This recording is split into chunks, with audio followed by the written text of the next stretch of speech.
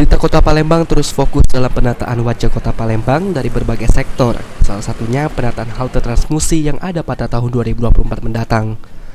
Terkait hal tersebut, PJ Wali Kota Palembang Ratu Dewa mengatakan, pada tahun 2024 mendatang, penataan wajah Kota Palembang diantaranya penataan halte Transmusi akan kembali dikebut melalui koordinasi bersama pihak Dinas Perhubungan Kota Palembang.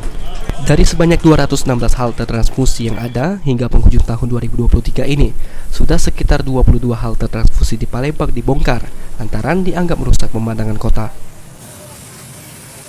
Halte cukup banyak halte kita, tetapi kemarin saya minta dengan Kadishub untuk halte yang memang sudah layak dihapuskan, harus dihapuskan.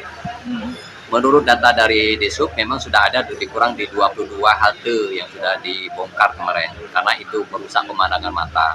Ada halte-halte lain yang harus diadakan perbaikan, termasuk ada renovasi. Nah, ini juga kita butuh CSR yang sudah ketemu saya langsung, pimpinan Jasara Harja.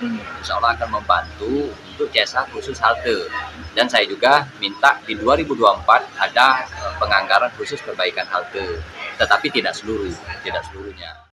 Ditambahkan Ratu Dewa, sementara untuk sisa halte Transmusi sebanyak 195 unit di Palembang akan diperbaiki dan diperindah pada tahun 2024 melalui anggaran APBD dan dana CSR yang saat ini besarannya tengah dikaji.